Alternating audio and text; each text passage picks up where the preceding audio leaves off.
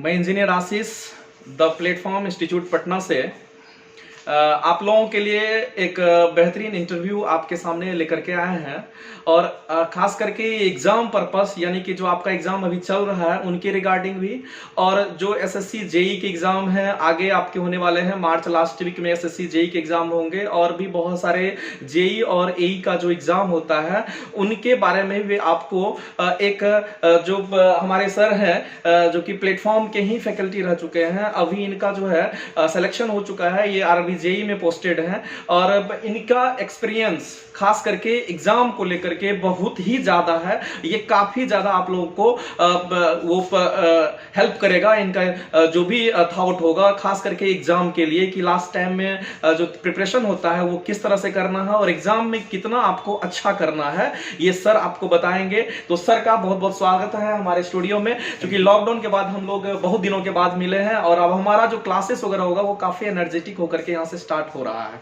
तो गौरव सर थोड़ा सा।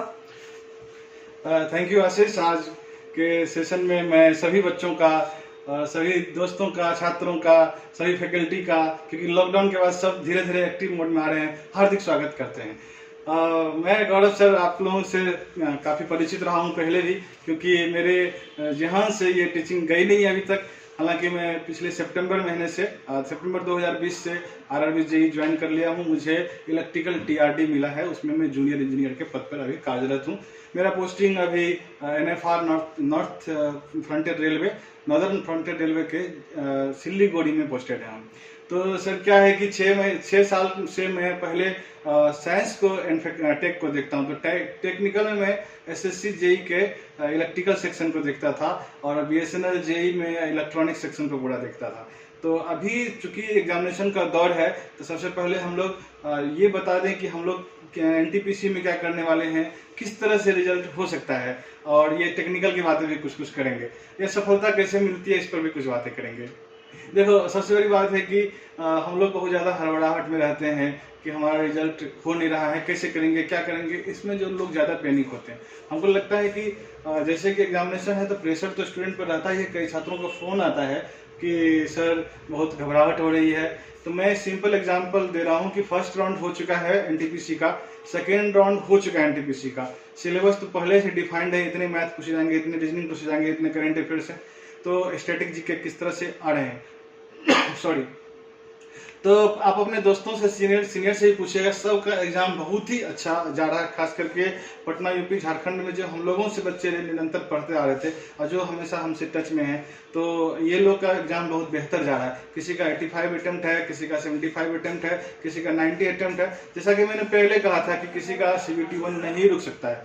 इसलिए नहीं रुक सकता है क्योंकि आप लोग, जैसा कि मैथ आप लोगों का हो चुका है, रीजनिंग हो चुका है, मैथ, रीजनिंग, करंट अफेयर्स के दम पर भी रिजल्ट निकाले जा सकते हैं, जो कि बहुत अच्छे से हो रहा है। क्योंकि साइंस का सेक्शन थोड़ा कम आ रहा है तो मैथ, रीजनिंग और करंट अफेयर्स बहुत अहम है। तो अभी भी फर्स्ट राउंड, सेकेंड राउंड में जो अटेम्प्ट रह रहे हैं, तो हमें नहीं लगता है कि प्लेटफॉर्म की धरती से जितने लोगों ने अध्ययन किया था, ये जो टच है, उनका एक भी बच्चों का CBT 1 रुक रहा है, ऐसा मुझे कतई भी एहसास नहीं है। सबका अच्छा रिजल्ट आने वाला है।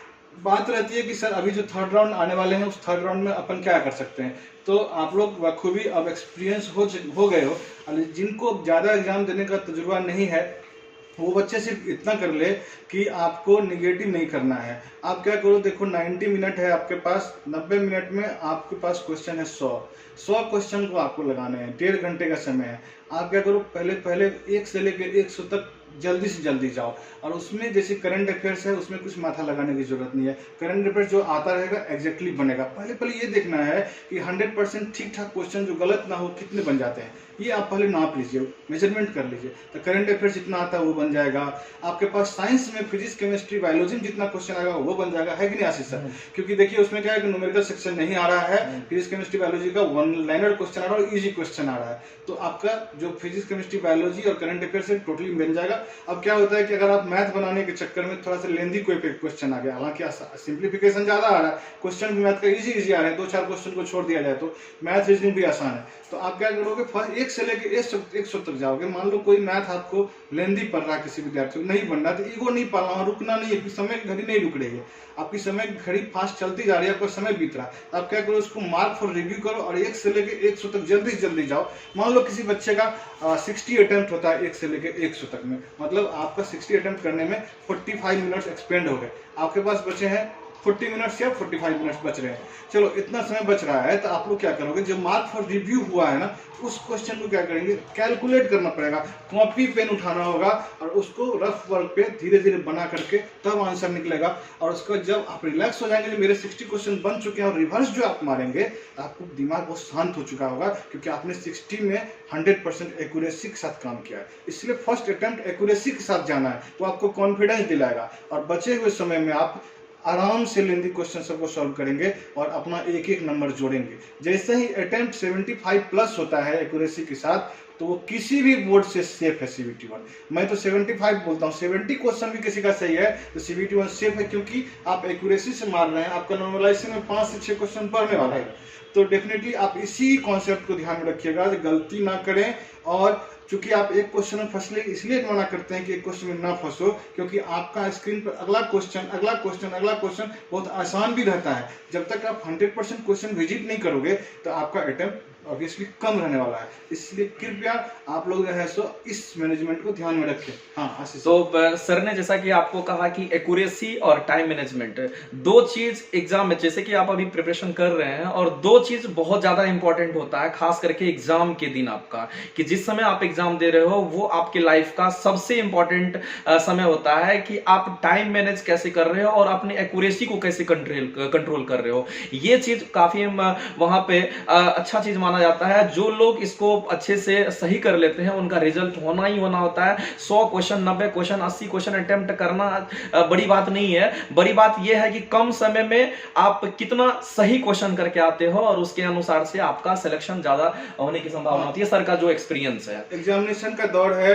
अभी क्या करेंगे अपन, दोस्तों से कंपैरिजन बिल्कुल नहीं करना है। हर एक शिफ्ट में क्वेश्चन अलग अलग आएंगे। किसी के मान लो 85 अटेम्प्ट हो रहे हैं और आपके शिफ्ट में आपका क्वेश्चन आपसे बन नहीं रहा, सपोज करो, तो आपको जबरदस्ती 85 आपके दोस्तों के बराबर में नहीं अटेम्प्ट करना है। वो क्वेश्चन का लेवल है, क्वेश्चन का मिजाज बतलाएगा कि उस शिफ्ट में आपका अटेम्प्ट कितना होना है, क्योंकि आपने भी जी तोड़ मेहनत किया है, इसलिए अपने आप पर भरोसा रखेंगे। अगर उस शिफ्ट में आपका अटेम्प्ट कम भी होता है तो मतलब ये साफ है कि पूरा पेपर ही टफ आया है, और ये आपके लिए टफ है तो पूरा हिंदुस्तान में उस शिफ्ट में क्वेश्चन टफ होगा। इसका मतलब उसका नॉर्मलाइजेशन बहुत अच्छा होने वाला है। अब मैं सर से थोड़ा सा टेक्निकल सेक्शन के बारे में बात करना चाहता हूं, क्योंकि सर का अभी जेईई में हो चुका है और भी बहुत सारे जगह सर का सिलेक्शन हुआ है, लेकिन अभी पोस्टेड है, खास करके सर जेईई सिलीगुड़ी में पोस्टेड है और सर का एक्सपीरियंस भी टेक्निकल में है और ये सर पढ़ा भी रहे हैं, यहाँ पे पढ़ाए भी थे पहले से, और चूंकि बहुत सारे बच्चे भी सर के, बहुत सारे बच्चे का रिजल्ट भी हुआ है। तो मैं सर से ये जानना चाहता हूँ कि सर इलेक्ट्रिकल और इलेक्ट्रॉनिक्स को आप किस तरह से हैंडल करते थे और कैसे आप इन सब चीजों के बारे में गाइड करेंगे स्टूडेंट को। एसएससी जेईई सिलेबस की जहां तक बात है, देखो मैंने जब तक यहाँ पर बैच में पढ़ाया प्लेटफॉर्म की धरती से, मैं देखता था कि 200 स्टूडेंट का स्ट्रेंथ का पूरा हॉल पैक बैच चलता था। हम और संजय जी पढ़ाते थे, उसमें संजय जी मशीन पार्ट पढ़ाते थे, पावर सिस्टम पढ़ाते थे, और मैं आपका इलेक्ट्रॉनिक्स ईडीसी और मेजरमेंट में करता था। हालांकि बेसिक इलेक्ट्रिकल भी पढ़ाने का मेरा लंबा अनुभव रहा है। तो इसमें क्या है कि आप लोगों को क्या होता है, जो भी डिप्लोमा पास स्टूडेंट होते हैं, जैसे ही क्लास खुलती है, देखो इलेक्ट्रिकल सेक्शन में डिप्लोमा के लेवल पर बहुत जॉब है। एक बार आपको फाउंडेशन कोर्स जैसे ही करते हैं, तो फाउंडेशन कोर्स इसलिए एसएससी जेईई का हम लोग चलाते हैं क्योंकि एसएससी जेईई का सिलेबस में जो भी 5 सेक्शन है, जैसे कि आपका बेसिक इलेक्ट्रिकल है, बेसिक इलेक्ट्रॉनिक्स है, पावर सिस्टम है, मशीन है और इंस्ट्रूमेंट है, मेजरमेंट है, तो इतना 5 पेपर का क्वेश्चन होता है। इसमें बहुत ही इंपॉर्टेंट होता है बेसिक इलेक्ट्रिकल और मशीन सेक्शन। तो हम लोग क्या करते हैं, यहाँ फाउंडेशन में एक दिन में 2 पीरियड लगती थी, एक पीरियड संजय जी लेते थे और एक पीरियड हम लेते थे। दोनों बेसिक इलेक्ट्रिकल, बेसिक इलेक्ट्रॉनिक्स साथ में चलाते थे। इससे बच्चों का बेसिक बहुत सही हो जाता था। हम लोग 0 लेवल से चलते थे और 2-2 महीने का समय लेते थे। 2 से ढाई महीना हम लोग बेसिक पढ़ाते थे। उसके बाद हम जानते थे कि बच्चों का कॉन्सेप्ट थोड़ा अच्छा हो गया है, तो हम लोग उस हिसाब से 0 से लेकर के फिर मीडियम, फिर लेवल 1, लेवल 2, लेवल 3, इवन कि हम लोग AE से एग्जाम में घुस जाते थे। इसलिए बीटेक अभ्यर्थी भी इसमें आकर के इसका स्ट्रेंथ बनता था। बीटेक अभ्यर्थी बहुत आते थे। और हम सर से ये भी जानना चाहेंगे कि अगर आप जिस तरह से अपना कॉन्सेप्ट बेसिस पे अपना नोट्स प्रोवाइड करते थे, क्लास का लेक्चर होता था, और आगे के जैसे देखते हैं कि एग्जामिनेशन को लेकर के बहुत सारा टेस्ट सीरीज वगैरह जो होता है, जो कि टेस्ट बहुत अहम होता है, क्योंकि अगर आप टेस्ट नहीं दिए रहते हैं और अचानक आप एग्जाम में बैठते हैं तो उससे आपको काफी ज्यादा लॉस होता है आपके अंदर नॉलेज होने के बावजूद भी। तो सर थोड़ा सा टेस्ट के बारे में थोड़ा सा बताइए। हाँ, देखिए, टेस्ट बहुत अहम होता है, प्रैक्टिस पेपर बहुत जरूरी होता है। जैसा कि हम लोग भी अपना इंजीनियरिंग सर्विसेज की तैयारी करते थे, तो हम लोग पूरी तरह से पढ़े, लेकिन क्या होता है कि बहुत सारे सब्जेक्ट्स हो जाते हैं, तो जब तक हम लोग उसके बाद एग्जाम में बैठे, एग्जाम क्रैक नहीं हुआ था। उसका रीजन ये था कि जब तक हम लोग पूरी तरह से अरेंज वे में तैयारी करने के बाद क्वेश्चन नहीं लगा लेंगे, तब तक स्कोर बहुत अच्छा नहीं होगा। क्वेश्चन लगाने के लिए हमारे पास बहुत सारे क्वेश्चन का कलेक्शन है। जैसे कि आप गेट प्रीवियस देखते हैं, सबसे पहले बेसिक किताब तो आर के राजपूत हम लोग उठाते हैं। आर के राजपूत उठाने के बाद हम लोग बनाते हैं ये JB गुप्ता की किताब बनाते हैं। JB गुप्ता बनाने के बाद कुछ क्वेश्चन हम लोग क्लास में टेस्ट पेपर टाइप का टॉपिक वाइज पेपर लाते थे, subject wise, chapter wise question लाते थे। कुछ चैप्टर वाइज हम लोग लेवल 1 क्वेश्चन जो गेट का था, IES का था, सारा प्रैक्टिस बच्चों को करा देते थे। इसीलिए कि पहले थ्योरी पढ़ाते थे, सिर्फ क्वेश्चन बताते थे। इससे बच्चों को क्या होता था कि पेपर 1 से 5 पांचों किताबों में सारे क्वेश्चन का प्रैक्टिस हो जाता था। अब बच्चे को मैंने आर के राजपूत पूरा मगअप करा दिया था, इतना प्रैक्टिस करवाया था। तो बच्चे के सामने से जो, जैसे कि PGCL में बहुत लोग यहाँ से गए, बिहार इलेक्ट्रिसिटी में बहुत लोग, अभी ये जो कुमारी अनामिका लोग है, या फिर हम देखते हैं कि SSC में आपका आशीष है, प्रिया सिंह है DRDO में, फिर आपका ये कनकलता है DRDO में, जितने भी लोग हैं सारे के सारे, प्रकाश चला गया है रेलवे में, मतलब 14 मृणाल है BSNL में, तरह तरह बहुत सारे लोग। जैसा कि सर का कहना है कि सर जहां पोस्टेड है वहां पे भी बहुत सारे बच्चे जो कि सर से पढ़े हुए हैं, वो भी JEE के पोस्ट पे वहां पे हैं, और भी अदर जगह जहां पे उनका सिलेक्शन हुआ वहां पे भी सर को कॉल आते रहता है। तो हमारे इस इंस्टीट्यूट से सर के द्वारा, और जैसे कि हम भी मैकेनिकल पढ़ाते हैं, तो हमारे मैकेनिकल डिपार्टमेंट से भी बहुत बच्चे जिनका सिलेक्शन हुआ है वो भी हमें कॉल करते हैं। तो बस सर बताएंगे उन बच्चों के बारे में जो कि सर मैं जहाँ ज्वाइन करने गया था वहां पर भी सारे बच्चे मुझे देखे तो बहुत अवाक लगे, सर आप यहाँ क्यों, किस काम से आए? तो मैंने बोला कि मैं यहाँ पर JEE ज्वाइन किया हूँ। तो बहुत खुशी हुई उन लोगों को। और वहाँ पर मेरे NFR में 8-9 बच्चे हुए हैं जिनका सिलेक्शन हुआ है। सबका अलग DMS पोस्ट है, किसी का ट्रैक मशीन है, बहुत अच्छे से पोस्ट पे सब गए हुए हैं। इवन की डिपार्टमेंट बहुत अच्छा है।